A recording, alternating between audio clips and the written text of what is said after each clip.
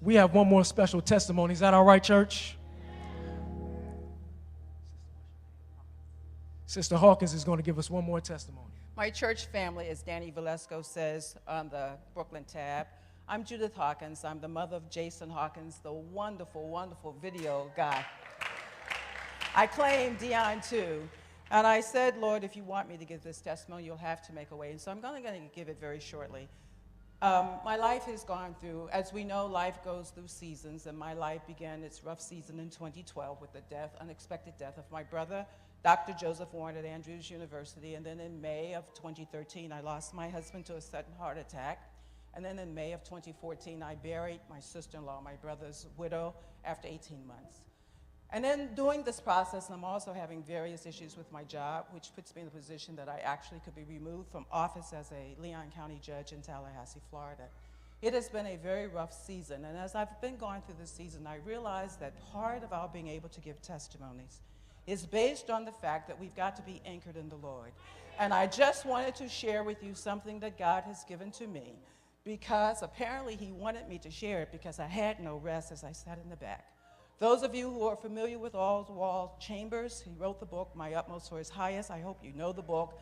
I recommend Oswald Chambers to you, and I specifically recommend to you a passage that I read just recently, and it's called The Difference Between Recognizing and Reckoning. And the point is simply this. Jesus knew when he told the disciples to go over to the other side that there would be a storm. The disciples thought that they were simply going to row over in the boat and reach the other shore. But Sister White makes the point that whenever Jesus does something, it always has multiple purposes. And this night, Jesus needed the disciples to experience something they had never experienced, and that is learning to trust God. And so Oswald Chambers makes the point that it's important for us to focus on recognizing and not reckoning.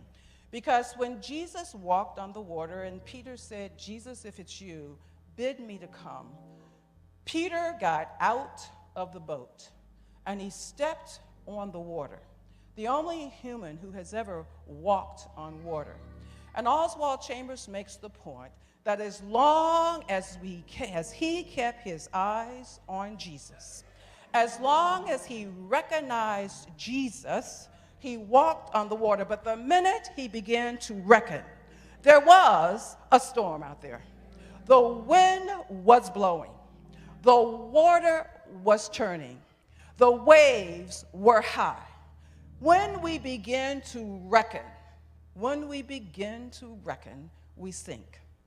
And so for the family that is experiencing surgery with their son, for those of us who are wondering how we're going to pay the bills when the money is short and the month is long, for those of us who are wondering where we're going to find the job that meets our experience and our education, for those of us who are wondering how our bodies are going to survive the pain, for those of us who are wondering how our homes are going to be mended, for those of us who are wondering what we're going to do with these disobedient, wayward children, what we're going to do with these unfaithful spouses, what are we going to do with these boss people and these co-workers who literally have demon written all over. When we wonder what we're going to do, Oswald Chambers says, and Sister White affirms it, and the Bible backs it up, don't spend your time reckoning, spend your time recognizing that Jesus is who he says he is. Thank you. Thank you.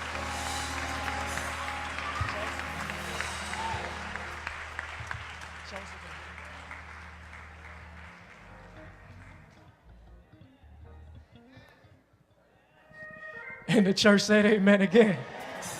Why don't we all stand for the benediction?